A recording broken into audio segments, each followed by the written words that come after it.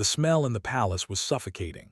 Rotting food, unwashed bodies, overflowing chamber pots, and something else you couldn't quite identify but made your stomach turn.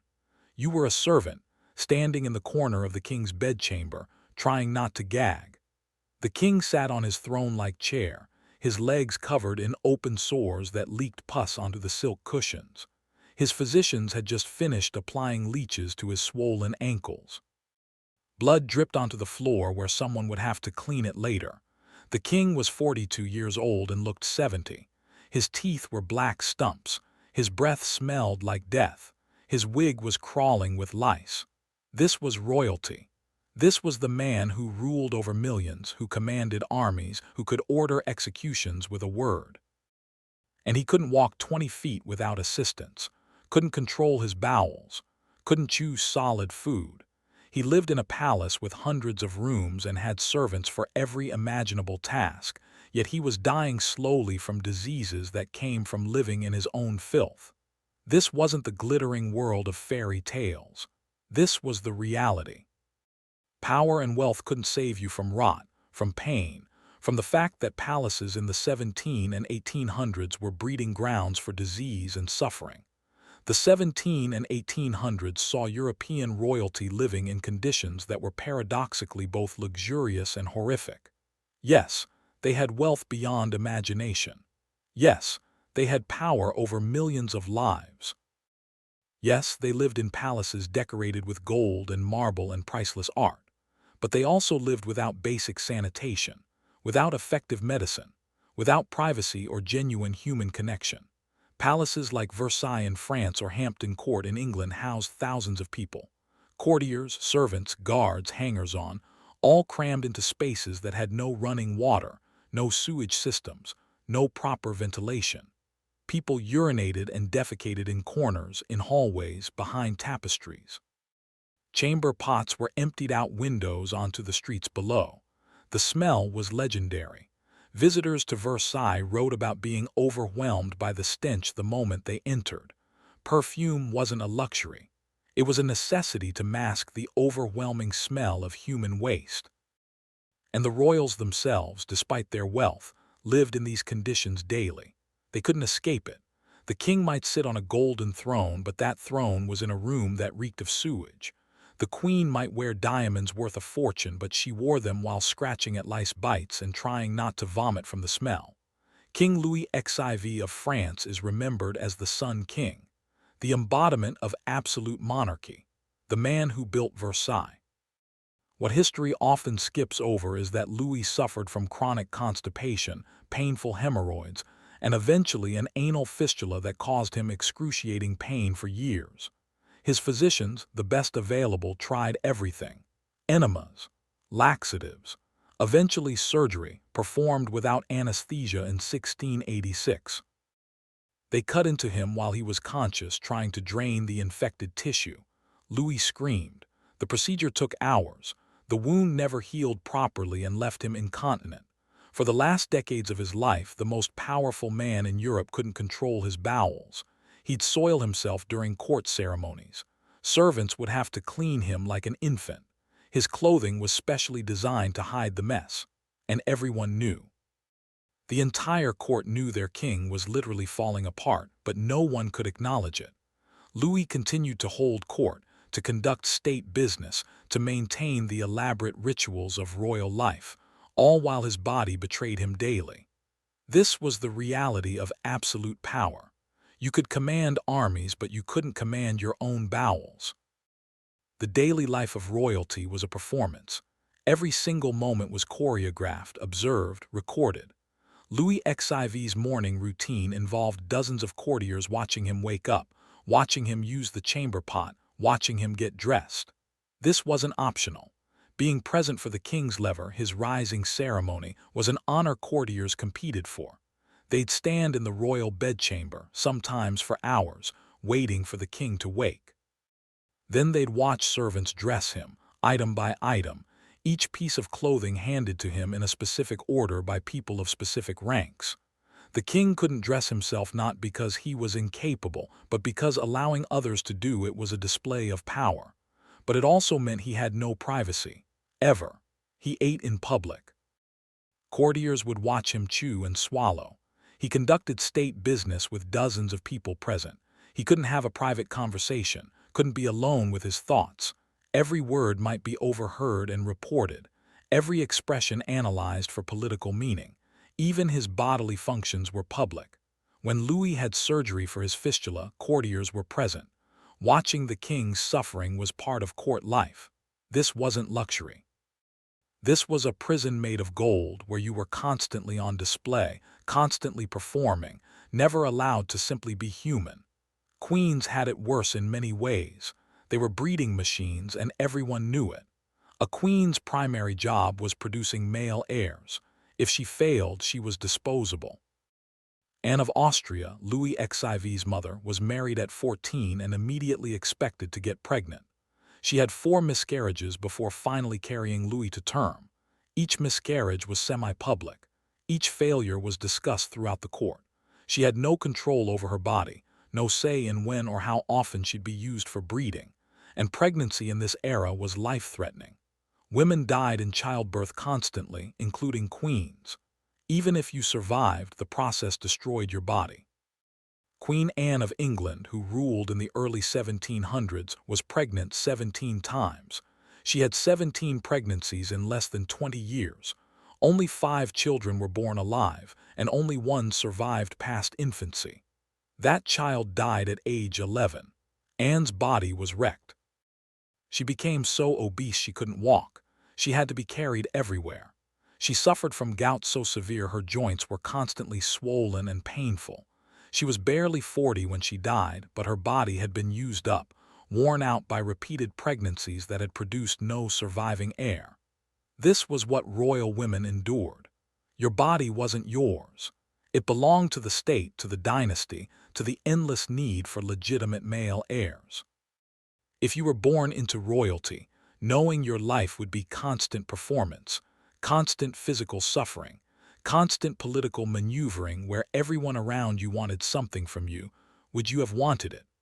Would the wealth and power have been worth living in a palace that smelled like a sewer while your body fell apart and everyone watched?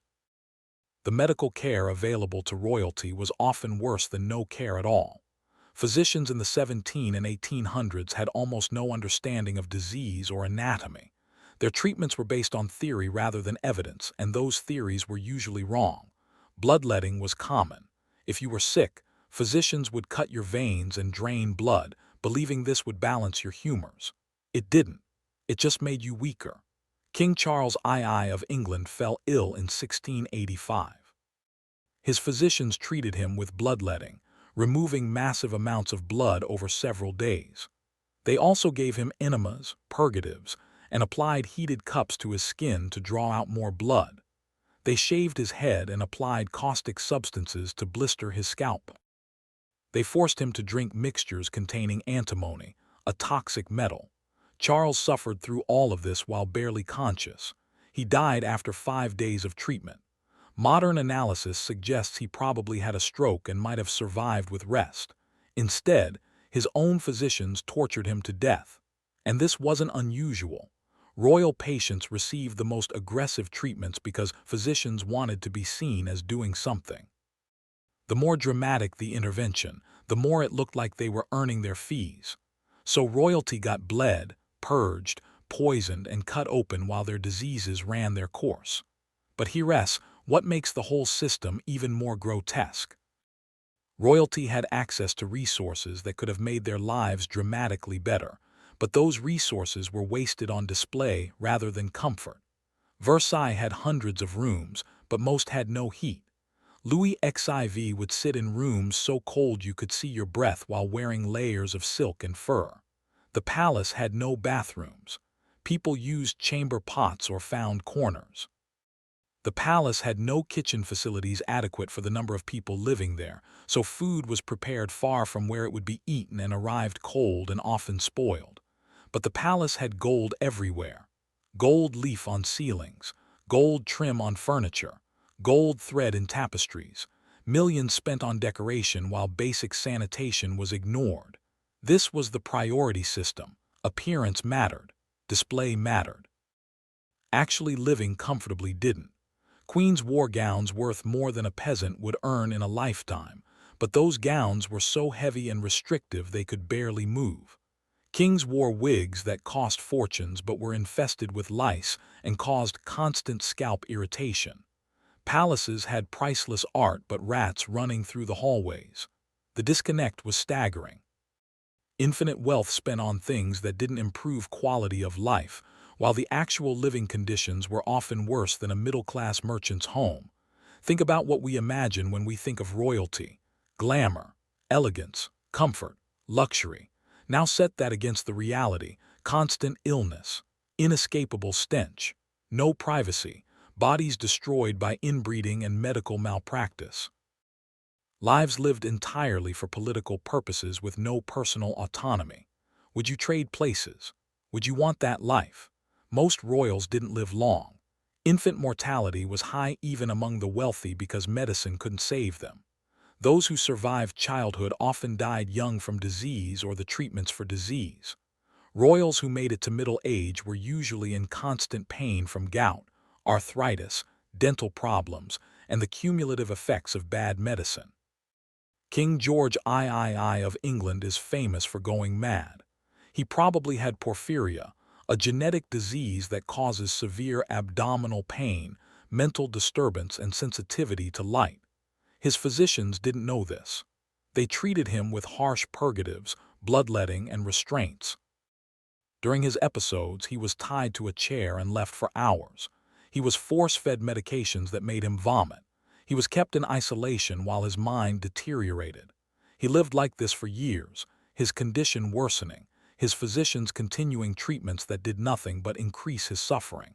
He died at 81, but he'd been essentially imprisoned and tortured for the last decade of his life. This was how royalty treated their own when mental illness appeared, not with compassion. With violence disguised as medicine. King Louis XVI of France died in 1774 from smallpox. He was 54. The disease covered his body with pustules. His face became so swollen he was unrecognizable. The smell of rotting flesh was overwhelming as the pustules burst and leaked. His servants abandoned him. Only a handful of people stayed, and they wore perfume-soaked cloths over their faces. Louis died alone except for these few attendants, his body disintegrating while he was still alive. He was one of the most powerful men in Europe, and he died in agony with no one willing to be near him. His body was so contagious and so foul that it was sealed in a lead coffin immediately. The funeral was rushed. His belongings were burned. The rooms he died in were sealed for months. This was how even successful monarchs could end. Disease didn't care about crowns or wealth or power, and the medicine of the era couldn't stop it. The system of monarchy continued for centuries after these examples, but it never solved the fundamental problems. Royals continued to live in palaces without proper sanitation. They continued to receive medical care that killed them. They continued to be bred like livestock for political alliances. They continued to perform their lives in public with no genuine privacy or autonomy. The wealth and power were real, but they couldn't buy health or comfort or freedom. And the people who watched from outside, the common people who envied royal luxury, they didn't see the reality. They saw the golden carriages and the jeweled crowns. They didn't see the open sores and the incontinence and the complete lack of control over your own existence. History remembers the grand palaces and the political achievements. It forgets that the people living in those palaces were often miserable, sick, trapped in elaborate prisons they couldn't escape, because they'd been born into bloodlines that demanded they perform royalty until they died. Even as monarchies declined and democracy spread, the legacy remained. The idea that wealth and power equal happiness, that living in luxury means living well. But the royals of the 17 and 1800s proved otherwise. They had everything material wealth could provide and still lived in filth, died young, suffered constantly. Their lives demonstrate that comfort and dignity don't come from gold and titles. They come from basic things: sanitation, effective medicine, privacy, autonomy over your own body and life. Things the poorest people today have more access to than kings and queens did 300 years ago. That's the real lesson. That progress isn't measured by how much wealth the elite accumulate. It's measured by the baseline quality of life available to everyone. And by that measure, a modern person with indoor plumbing and antibiotics lives better than Louis XIV ever did, despite his absolute power and limitless wealth. The reality of royalty wasn't fairy tales and romance. It was gilded suffering, power without comfort, wealth without health, a life spent performing for others while your body rotted and your humanity was slowly erased by the demands of the crown you wore.